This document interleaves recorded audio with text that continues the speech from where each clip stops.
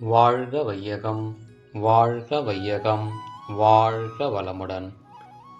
அருள்தந்தை வேதாத்ரி மகரிஷி அவர்களின் நால்வொரு நற்சிந்தனை.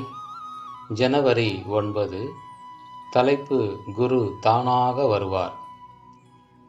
நாம் அறிவு வளர்ச்சி பெற்று சிந்திப்பதற்கான ஒரு வாய்ப்பு கிடைக்கின்ற வரையிலே இந்த 5 புலன்களிலேயே இயங்கி நாம் எதை பார்க்கின்றோமோ அதனுடைய பதிவு, அதிலே ஏற்படக்கூடிய இன்ப துன்ப விளைவுகள், அவற்றினுடைய பதிவுகள், அவற்றை ஒற்றி எழும் செயல்கள், அந்த பதிவுகளால் மீண்டும் மீண்டும் மேலும் மேலும் வரும் வினைப்பதிவுகள் போன்றவற்றை ஏற்றுக்கொண்டு இருக்கின்றோம்.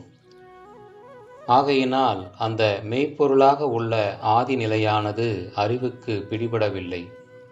நாம் எங்கே இருந்து வந்தோம், எதற்காக பிறந்திருக்கிறோம், எங்கே போக வேண்டும் என்பது நினைவுக்கே வரவில்லை. சூதாட்டத்தில் இறங்கிவிட்ட ஒருவனுக்கு, அந்த மயக்கத்திலே செயல்பட்டு கொண்டிருக்கக்கூடிய ஒருவனுக்கு எப்படி குடும்பத்தை பற்றியோ லாப நஷ்டத்தை பற்றியோ எண்ணம் வராதோ, அதே போல இந்த இன்ப துன்பம் என்ற ஒரு சூதாட்டத்திலே நம்மை பற்றிய நினைப்பே எழுவதில்லை. இந்த இடத்திலேதான் குருவினுடைய பார்வை, குருவினுடைய நினைவு, குருவினுடைய சொல் ஒரு மனிதனுக்கு தேவையாக இருக்கிறது. இங்கே ஒரு கேள்வி: குரு என்றால் யார்?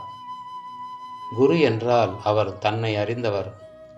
அவருடைய உதவி இவனுக்கு கிடைப்பதற்கு இங்கே அவன் ஒரு நிமிடமாகிலும் சிந்தித்திருக்க வேண்டும், தேடியிருக்க வேண்டும். நான் பிறந்து வந்துள்ளேனே, என்னை பற்றி எதுவுமே தெரியவில்லையே, தெரிந்து கொள்ள வேண்டும் என்று இவனாக நினைத்தாலும் சரி, அல்லது இவனுடைய பெற்றோர்கள் நினைத்து இருந்தாலும் சரி, அந்த எண்ணம் நிறைவேறாமல் தொடர்ந்து வந்து இருந்தாலும் சரி, அது கட்டாயம் அதற்குரிய ஒரு குருவை தேடி கொடுத்துவிடும்.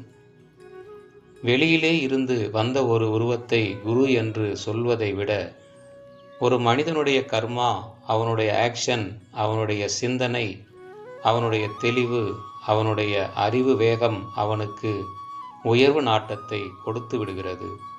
அதுவே குருவையும் கொண்டு வந்து கொடுத்துவிடும். காலத்தாலே அந்த குருவினுடைய பார்வை, சொல் இவைகளெல்லாம் சாதகனுடைய உள்ளுணர்வை தூண்டி விடுகின்றன. அருள் தந்தை அவர்கள் வாழ்க வளமுடன்.